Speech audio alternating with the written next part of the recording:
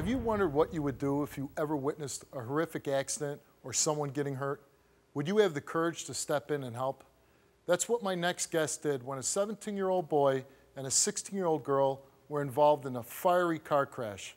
It was Friday, June 19th. I was actually debating with my friends up at school whether to go up or not. You know, last minute decision, I was gonna go up, and this is the back way to how I go up to school. As I was driving on the dirt road, I came up around a turn and I came across this truck that was flipped over. I saw it on fire right on this tree over here. I saw it's in that ditch right there, right in front of the tree, and there's no one else around. I'm the only one that saw this, and it probably just happened recently. I called my home phone, and my mom picked up, and I said, Mom, don't freak out.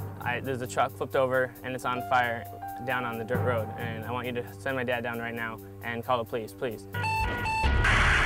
Dutchess 911 to Milan, respond priority 1 for a rollover auto accident, reported entrapment, and the car is on fire. As soon as I hang up the phone, I see a kid crawling out the window. So I ran towards him and you know, asked if he's okay. And then at that same point, I didn't even realize my dad was had arrived at that point. I saw him running down. When I first got there, I saw a person laying underneath the car. He was in pain. You could tell he was very disoriented. So me and my dad rushed from opposite sides of the road to pick him up, and we pulled him within, I think, 20 feet maybe of the accident site. While we were dragging him away from the car, I heard some screaming. So he ran right back to the truck, and then as soon as he ran back, I realized, wow, he must be going to check for someone else. The car was on its side. The only way I could get in was to crawl in up under the passenger side window. There were flames all around, and her pants were on fire, but she was stuck in her seatbelt. My dad went back in for Caitlin. You know, the whole hood was on fire, you know, up to like the windshield and everything. And I had to yell at her to calm down, that I needed to unbuckle her seatbelt.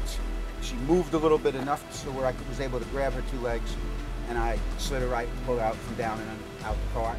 When I heard her screaming, I just felt that I had to go and see if I could pull her out of there. I realized how the fire had engulfed most of the car, and I didn't have much time. You know, there's no time to get scared. I was just, you know, I just want to make sure they were all right. I felt I couldn't stand there and watch somebody burn to death. She was screaming and yelling most of all this time. As soon as I got out of the car, she totally went blank. She was totally still. And I was a little worried that she might not be alive anymore.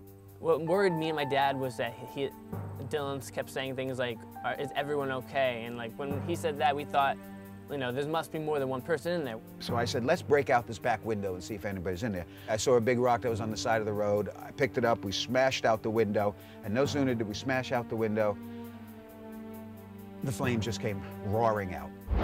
I was just praying basically at that point that no one was in there, because if anyone was in there, they probably aren't, you know, they're probably not alive. And at that point, the EMTs showed up. And then the whole truck was on fire at that point. And then the car exploded. The flames went up about 40 feet in the air. You know, it was extremely loud. And when I was there, I jumped back too. I was like, wow. You know, the flames went way up in the air. It even caught some of the trees nearby on fire. Once the ambulance came and they were putting Caitlin on a stretcher, that's when she actually came to consciousness, and she was screaming pretty wildly. And that's when my dad actually turned to me and was like, the thing is, I don't think she knows how injured she actually is.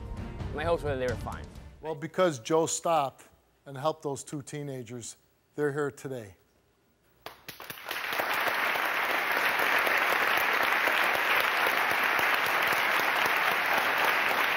Thanks for coming on the show. Thank you. Thanks for coming on. There's Dylan and Caitlin. And do you guys remember what happened that day?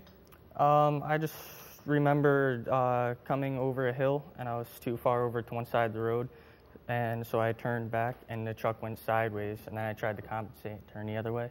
Then it just slid sideways, and the last thing I remember is looking out the window and seeing a tree coming towards my door.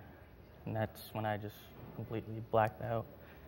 And it's a pretty horrific accident. How's this affected both of you?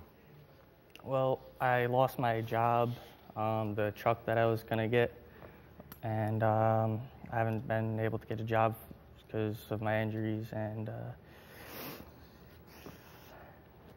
any feelings about that accident that day? It made me realize how quickly you can lose your life before you really think about it. I would have never thought of losing my life at 16. I think you're pretty invincible at 16. Pretty much. Yeah. There's a lot of 16-year-olds that think, you know, they know it all and nothing bad can happen. And what injuries did you sustain? I have second-degree burns on both feet, and I had a fractured hip. And did you suffer any injuries? Yeah, I have burns on my leg that had to be skin graft and on my foot. And if there's one thing that you could say to Jerry and Joe, what would it be?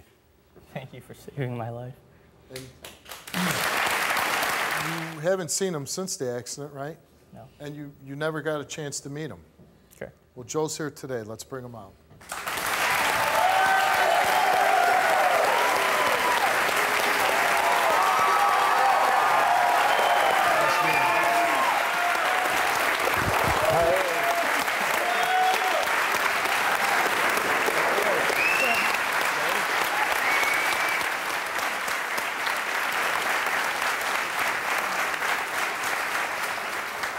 Thank you for saving my life.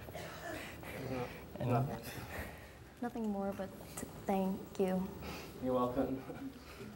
It's got to be, what do you feel? You're seeing them, the last time you saw them, you're pulling them out of a burning car. And Yeah, I was actually wondering, you know, if they're all right and stuff, but, you know, it's good to see you guys and make sure you guys are fine because, you know, it's kind of an experience, you to know, say the least. you know what's great is, first of all, it's wonderful that you were able to survive this.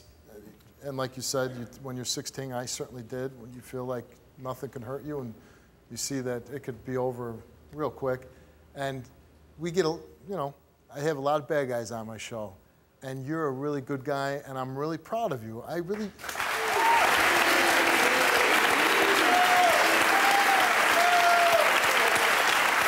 Your dad, who helped? Yeah, it was actually mainly my dad. I don't know. It wouldn't have happened without him. I don't know. It certainly helped. It wouldn't happen if it wasn't for you. Of course, but yeah. Your dad really came. He raced to the scene. He helped, and he's in the audience today? Yes, he's actually right over there.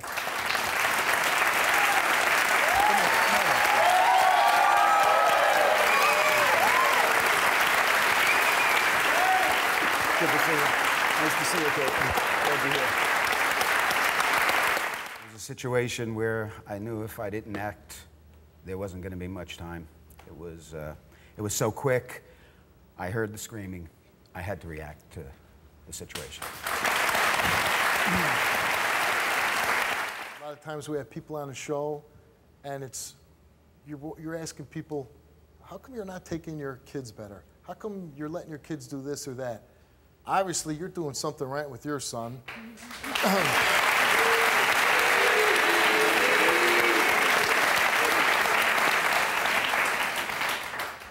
Again, too many people today, I think, it's unfortunate, and they don't get involved. They don't help. They don't stop. And for you to stop, for you to help, for you raising a son that's willing to do that, you're two heroes, two role models, really. I see a father whose son acts so courageous and you help somebody. And all I can say to you, Jerry, is I hope I do as good a job raising my son as you did yours, and I hope he grows up and he's courageous like your son. Really did a great job with your boy. Thank you. You really did a great job.